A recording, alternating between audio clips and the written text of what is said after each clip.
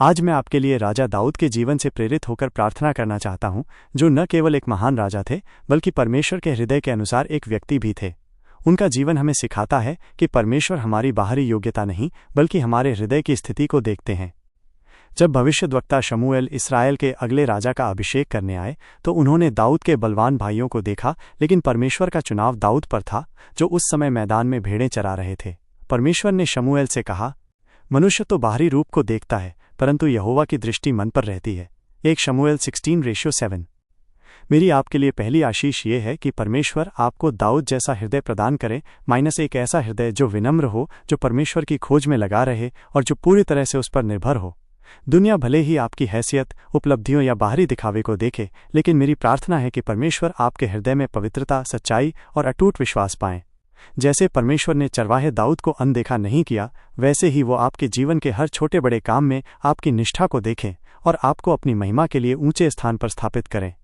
दाऊद का जीवन हमें चुनौतियों का सामना करने के बारे में भी सिखाता है। जब विशाल गोलियत इस्राएल की सेना को ललकार रहा था, तब सभी अनुभवी सैनिक डर से कांप रहे थे।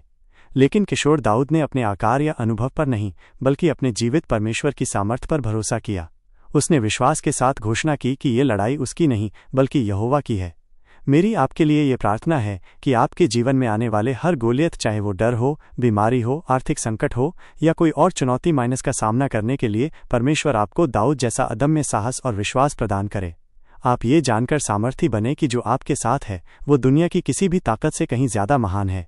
इसके अलावा दाऊद एक महान उपासक थे। उन्होंने अपने भजनों के माध्यम से अपने हृदय को परमेश्वर के सामने उंडेल दिया। चाहे वो आनंद का समय हो या गहरे दुख का, उन्होंने हमेशा परमेश्वर की स्तुति की और उन पर अपना भरोसा बनाए रखा। उनका सबसे प्रसिद्ध भजन हमें उनके विश्वास का सार बताता है। यहोवा मेरा चरवाहा है, मुझे कुछ घटी न होगी। भजन संहिता 23:1। मेरी आशीष है कि आपका जीवन भी आराधना और धन्यवाद से भरपूर हो। आप परमेश्वर के साथ एक ऐसा गहरा और व्यक्तिगत संबंध विकसित करें जहां आप उन्हें अपने चरवाहे के रूप में जानें। वो आपको शांति की हरी भरी चराइयों में ले जाएं, आपकी आत्मा को तरोताज़ा करें और जीवन के हर अंधकारमय मार्ग पर आपका मार्गदर्शन करें। उनकी भलाई और करुणा जीवन भर आपके साथ बनी रहे। अंत में दाऊद सिद्ध नहीं थे। उन्होंने गंभीर गलतियां की, लेकिन उनकी सबसे बड़ी खूबी उनका पश्चाताप करने वाला हृदय था। जब उन्हें उनके पाप का एहसास कराया गया तो उन्होंने बहाने नहीं बनाए बल्कि टूटकर परमेश्वर से क्षमा मांगी।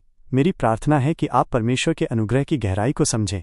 जब आप गिरें तो निराशा में न डूबे बल्कि दाऊद की तरह एक पश्चातापी हृदय के साथ अपने स्वर्गीय पिता के पास आएं, जो आपको क्षमा करने और शुद्ध करने के लिए विश्वास योग्य हैं।